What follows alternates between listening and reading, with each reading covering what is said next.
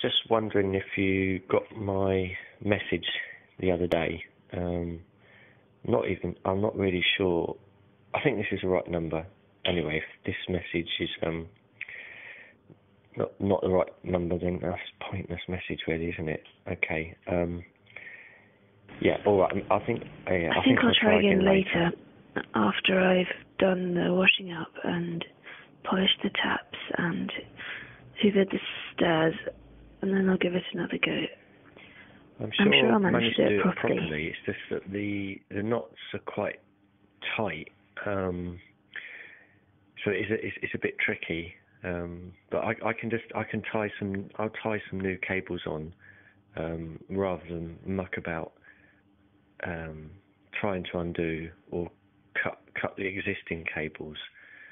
But it shouldn't take too long, and I think I'll probably get it done by 11 o'clock. I've basically done all the work already, so it's really just a matter of doing a spell check, and then I'll just need to underline some parts, and then others are fine, but generally painful. Yeah, painful. But I've got no one to blame but myself, really. You know, if you're going to behave in that way and expose yourself to that kind of, trauma, really, then can't really expect anything else. But it's not too bad. I find drinking Coca-Cola, strangely, helps. But then, that could be anything, really. Anything, really. And so I don't see the point. Really, if you really looked at all this, I don't think you would either. There's no point to all this activity, and actually I'd much rather go and watch TV or do something else instead. We could Thai, Indian. If you don't fancy Chinese, I'm just starving, so just something quick. I can't be bothered to cook, but Well, I don't know. I think actually there might be a pasta sauce. There might be a pasta sauce in the fridge. Kind of tomato bolognese one or something. Let me just have that. Save some money and take a cheap flight somewhere hot and exotic. I don't know. A change of scenery. We could do one of those all-inclusive things, and I think it would be a really relaxing time. It ended up just being a stressy, shitty time. Really wound up. Absolutely pointless, really, all that way. And it's just crap. No, you wouldn't believe it. Just impossible. Just never wants to make an effort to engage or get on. Just totally wrapped up in their own bundle of package of misery.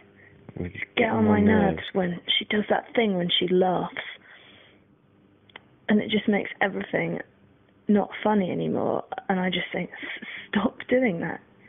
You're ruining the joke. And it was hilarious because he'd made such an attempt, and it was quite a long and ponderous speech, and this kind of big kind of lead up to the punchline, and then she just blurts it out, and everyone laughed, but he just carried on with it for about another kind of 2 minutes, and then and reached the same punchline as the one about the Swede, the Norwegian, and the Dane, which just goes to show that you find the same pathetic racial stereotyping, however far you run.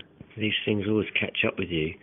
That's going to be, that's going to be with them for the rest of their lives. And it's just, just very short-term thinking.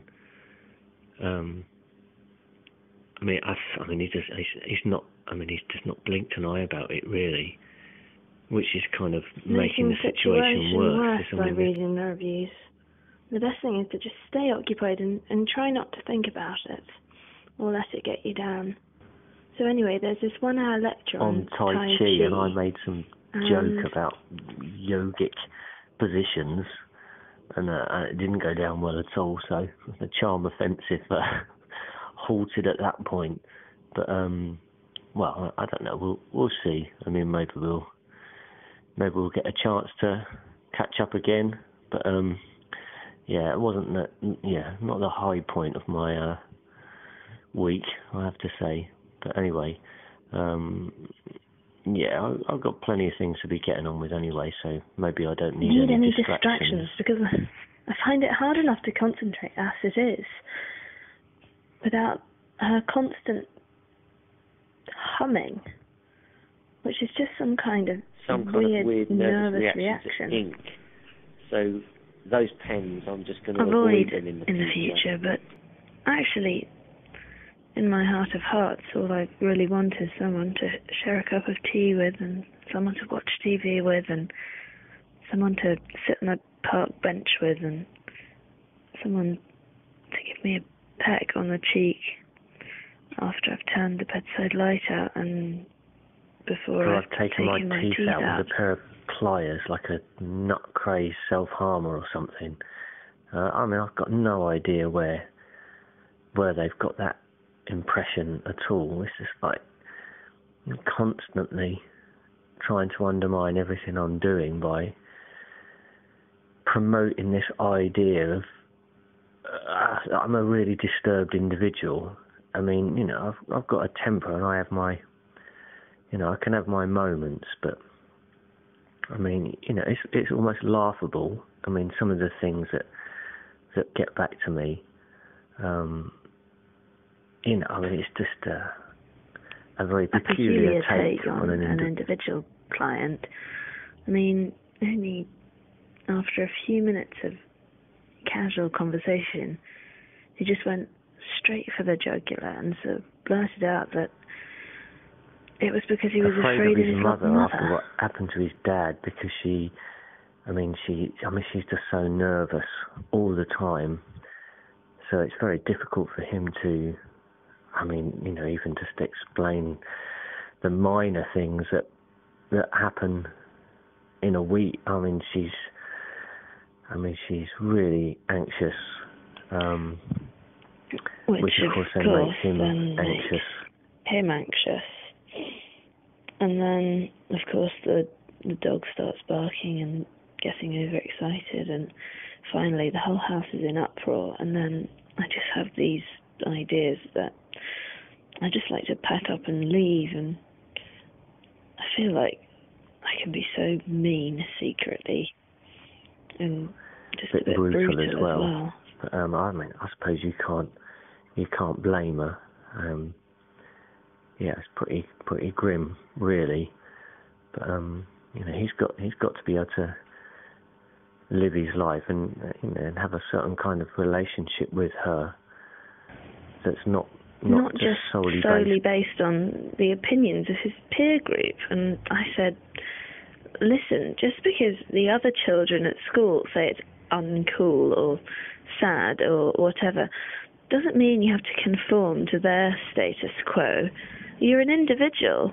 And then he just suddenly dissolved into tears because, I mean, when they cut into the meat, it was raw. It just wasn't cooked. You couldn't really eat it, and she was. I mean, she put a lot of effort into the meal. I don't know whether her oven's not working or something.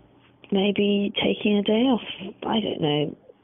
But it was silly to imagine some sort of conspiracy theory. But he's so paranoid, you know. And when he returned to his desk, he kept sniffing, and his eyes were all red, and it really looked like, well, I mean, it was a disaster, really. And there was no backup plan. So faced with a kind of room of people saying, "Oh, it'll be fine. Don't worry, we'll get a takeaway or something." But no, she was not happy at all. I think she just wanted to curl up in a corner and hide away. Hide away all the empty bottles, or else put them in someone else's recycling bin. Anyway, I can tell you that we both drank a huge amount and said a lot of things, and I was just wondering if I left this. I was just wondering if you got my message. Got my message the other day.